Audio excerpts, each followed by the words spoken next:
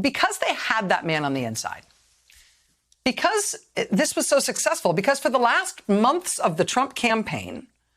they had this guy, working for them on the inside, getting them everything they wanted, showing them draft speeches, running language by them, doing interviews where he'd say exactly what they wanted to be said by a guy who was working as a top advisor to the presidential candidate for the Republican Party, because it was working for them, because they had, according to prosecutors, a secret foreign agent working for them inside this presidential campaign. Was that a sweet enough situation for them that it made them want to try to ensure that Trump actually got elected president?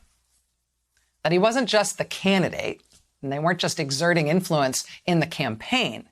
Did it make them want to go the extra step to try to get him elected? I mean, if you've got someone secretly working on your payroll, secretly working for your country right at the top of a presidential campaign in another country, that's great in itself, but think about how much greater it would be for you and your country if that presidential candidate actually won and took power.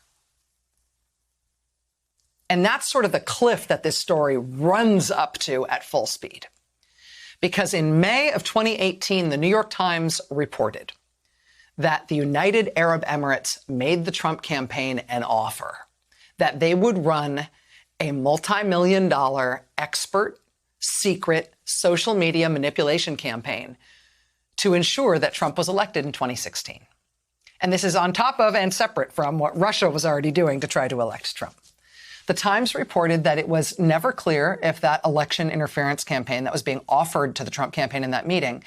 it's never been clear whether or not it happened. But we now know from today's indictment of Tom Barrack that on the same day that meeting was happening in Trump Tower with Donald Trump Jr.,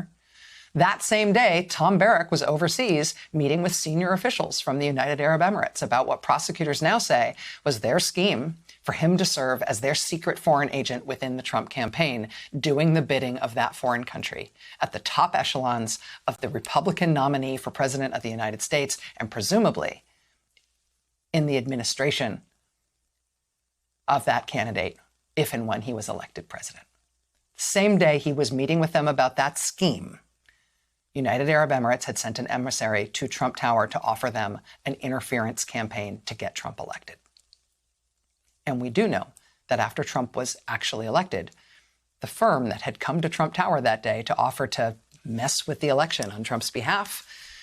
that firm was paid millions of dollars by the guy who represented the UAE in that meeting.